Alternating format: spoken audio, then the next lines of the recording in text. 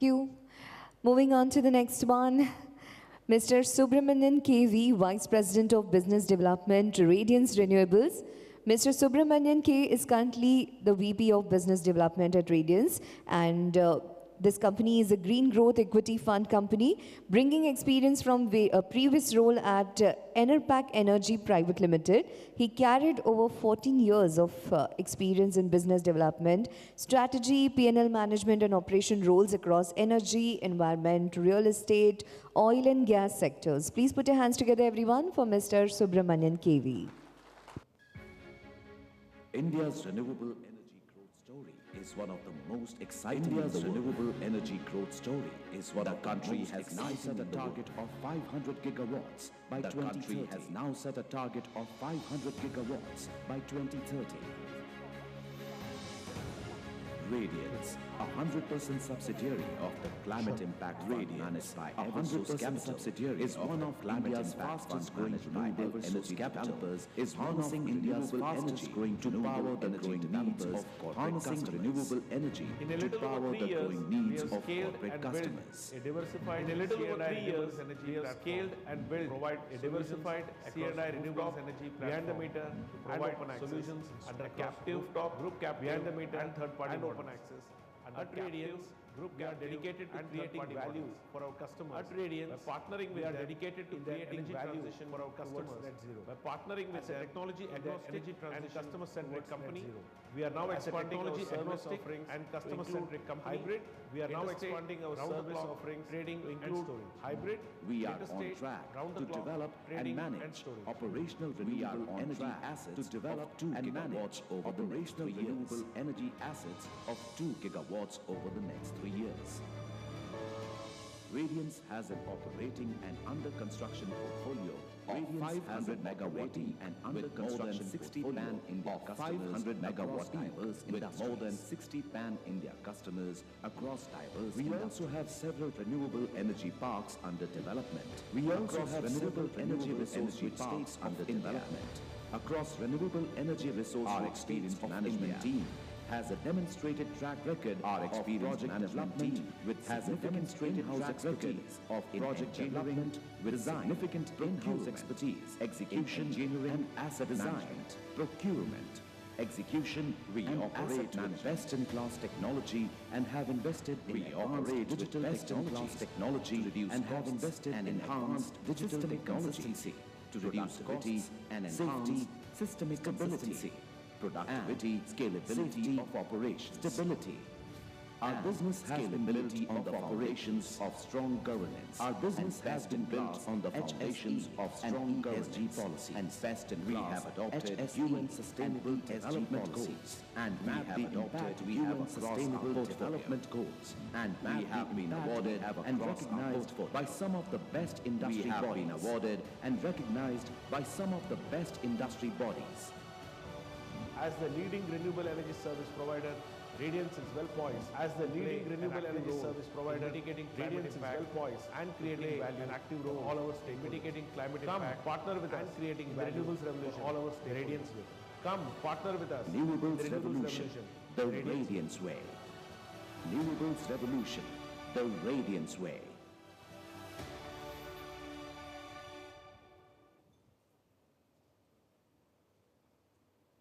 All right. Very good afternoon, everyone. Yes, there was a bit of an issue with the audio, but hope you got a gist of what we were trying to talk about. I represent Radiance Renewables. Perhaps I'm the only guy who would talk a lot about renewable energy. Mr. Ashok did talk about green energy and Control S operating its asset base with green energy. We are delighted to be at this platform where the who's who of the data center industry are here because we pride ourselves to be one of the largest renewable energy as a service company with exclusive focus on data centers.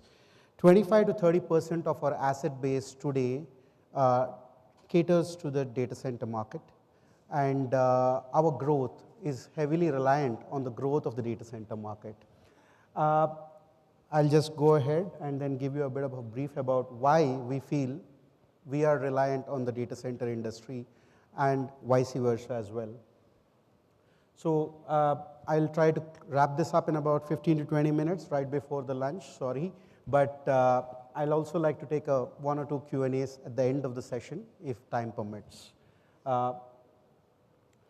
So these are facts that you already know. Energy is critical for data centers, and about 25 to 40% of your operations, I mean depending on the PUE that you're actually running, depends, your energy takes up a huge part of the cost of your operating costs in specific. A 1 megawatt data center roughly produces about 6,000 tons of CO2 if it is completely run on fossil fuel power. That is, if you're taking the power from grid, in most cases that is the case. Now, how do you actually go ahead and solve for both these problems? The first one is a problem that corresponds to economics. The second one is a problem that corresponds to the environment. The solution, to a good extent, lies by sourcing electricity from green resources. And sourcing electricity from green resources, and particularly from solar or wind or hydro or a combination of these, can help you save more than 30% of your electricity costs in the operation. So basically you can pull down your bottom line cost by anything between 12 to 15% if in case you end up sourcing this electricity from green power. The next is just a small 1 megawatt solar power plant would actually pull down your emissions by about 1,500 tons per year. So a quarter of these emissions that come from you can come down by just setting up a mere investment of 30 lakhs. That's what we're talking about. If you spend about 30 lakhs, you bring down a quarter of the emissions that come from your data centers for 1 megawatt. Now this matters a lot, not just for you, but for your clientele as well, who look up to you to cater to their demands from green power. I think I will be carrying coals to Newcastle if I talk about this, because you guys already know what is your industry and how it is scaling up. But what we are excited about is this bit, right? So in the next 6 years, you are supposed to consume 20 gigawatts of electricity. And if at least 50 to 60% of this comes from clean resources, we would be doing enormous service to the environment as well as economy, and we would like to be a part of that revolution. Given the scale at which it is growing, and particularly from the years 2023 to 2033, the next decade, you're looking at a 15% year-on-year growth, and trust me, the renewable energy sector is also growing at almost the same rate, or in fact slightly over this rate. So the sector as such is geared up to take up the challenges of innovation and energy efficiency that is required for markets like data centers. I'll try to give you a glimpse of the India's power market, because I come from the power sector. You guys are all experts in data centers, but I'd like to give you a glimpse of this so that I show you where the alignment lies. So if you see, as far as India's installed base of gigawatts of sustainable electricity is concerned, that is, green power is concerned, we're about 1255 gigawatts, or about 9,000 or less than that, 4,500 gigawatt hours of energy that is coming on a year-on-year basis. Then, however, if you look at the long-term growth rate, the highest in the world is India. We are growing at a rate of, in fact, 5% is what it looks like, but it's a robust long-term growth rate. The growth rate at which we are growing right now, it's more than 8 to 9%, and which is actually more than the growth rate at which the country is. So the electricity per capita demand is perhaps rising at the fastest in the world. The levelized cost of electricity, and this is what is more interesting for this audience. Today, we are the cheapest when it comes to providing electricity in the world. The cheapest country to source electricity in the world is India, given that a solar power comes at about $25 per megawatt hour, and wind power comes about $32 per megawatt hour, and these are by far the cheapest, even in comparison to China. Then the share of non-hydro renewable power, we're at about 18.5%. Largely renewable power in the world refers to hydro, but now the trend is changing more towards solar and wind, and we have roughly about 18.5% of our power coming from renewables.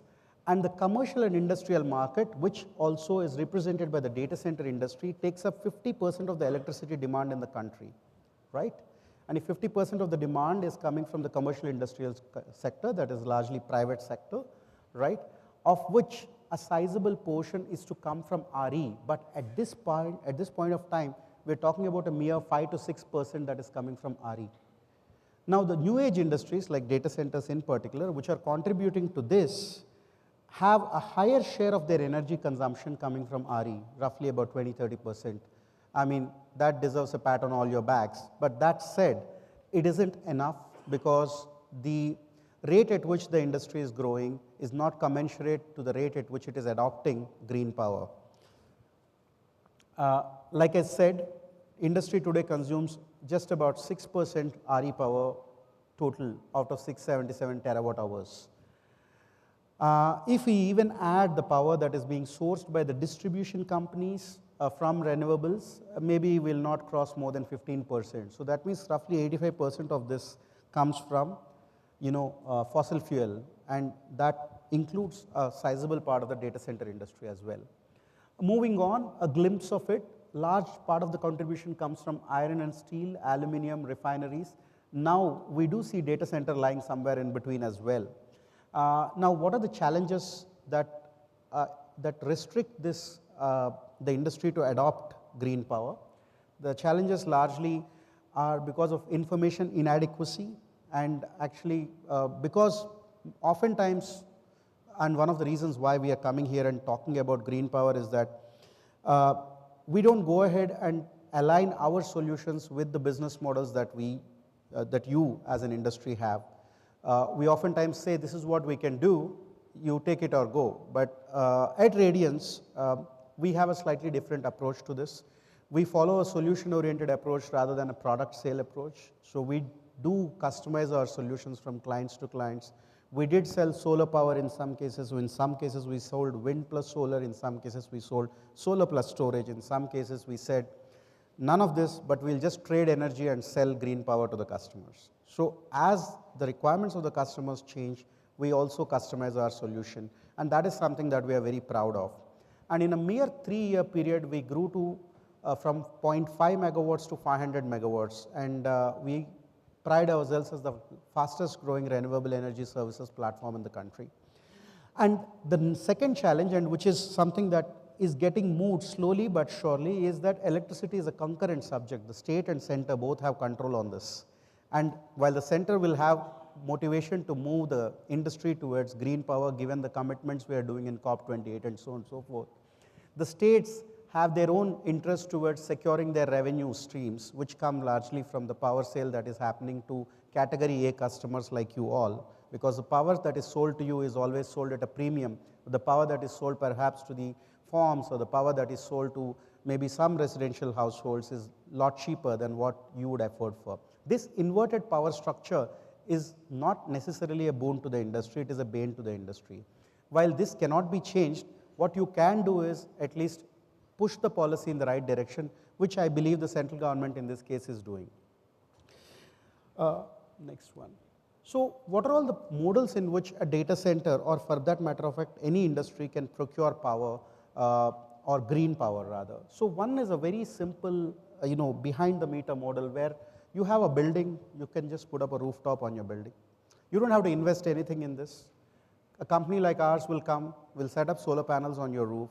There are innovative solutions to even make the facades of your data centers with solar power panels, but then those really don't cut the ice when it comes to cost efficiency. I mean, they're novel, but they're not cost efficient. But we can just simply put solar panels on your roof and sell you power at almost 50% the cost of power that you're sourcing from your distribution companies in that specific area.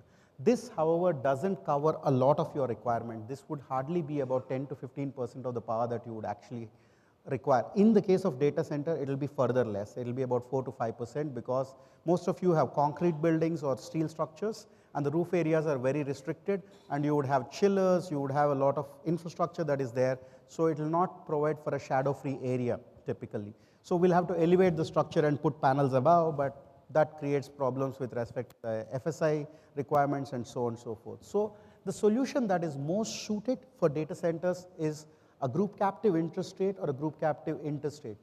The Electricity Act in this country is pretty clearly written, and then it also provides the provision for any customer who intends to source his own power to be an equity holder of to the extent of 26% in the power generating system.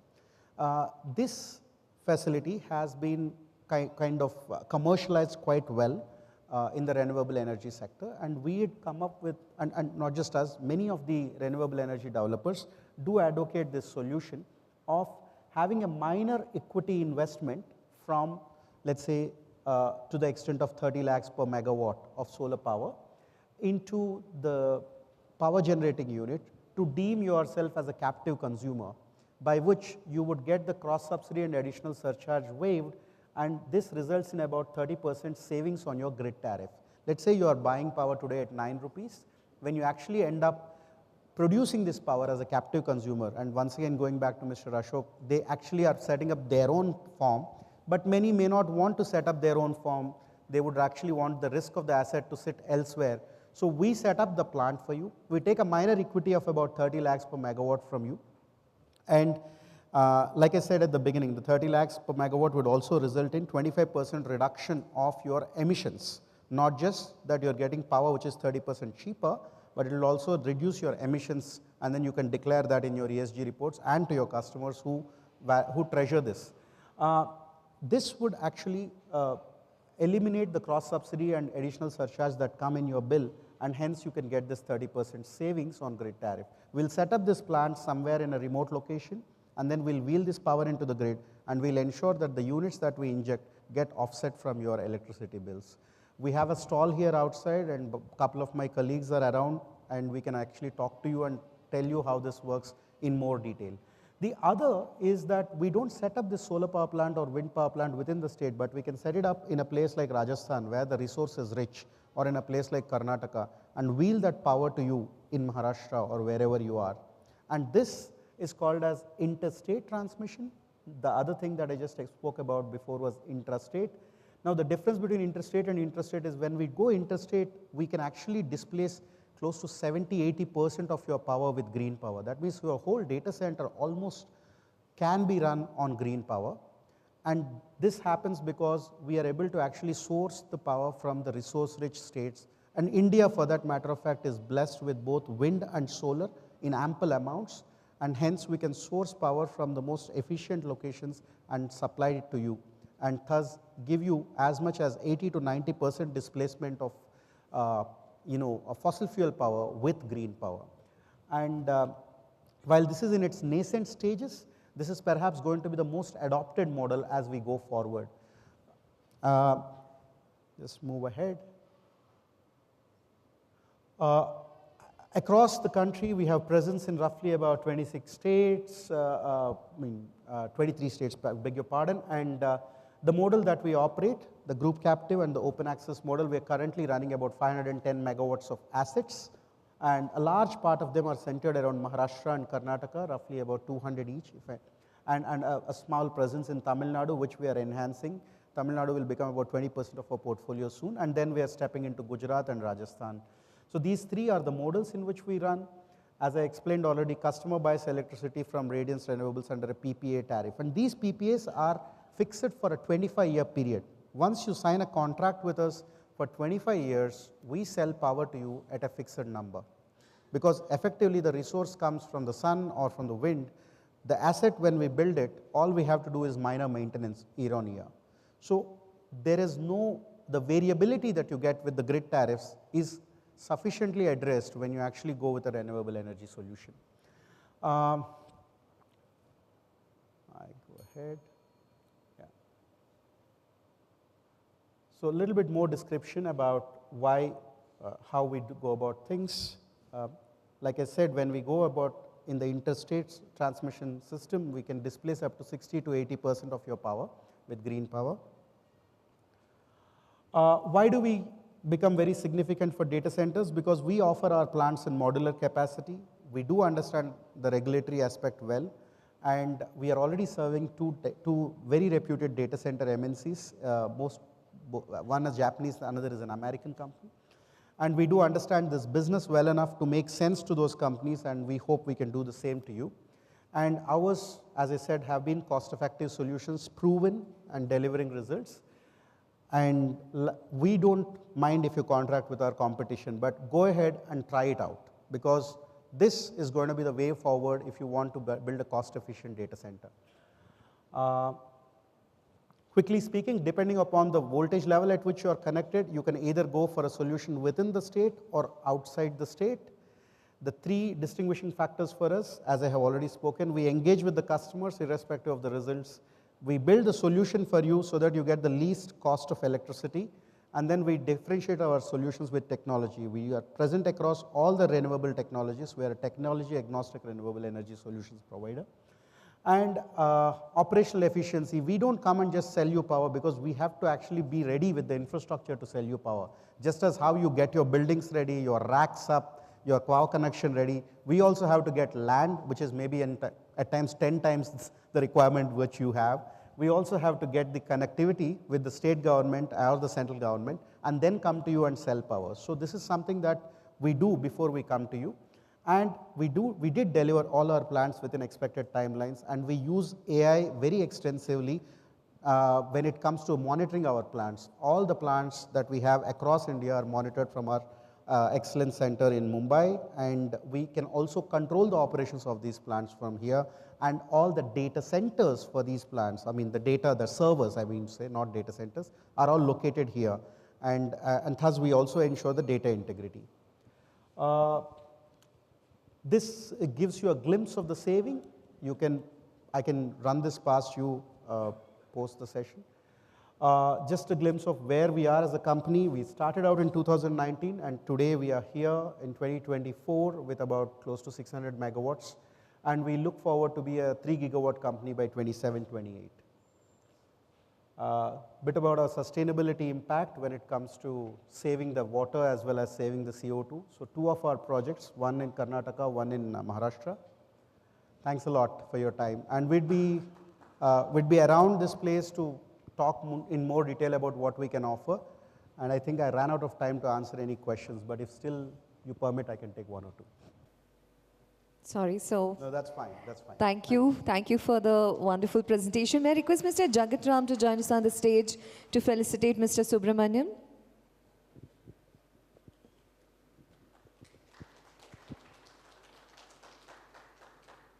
Thank you.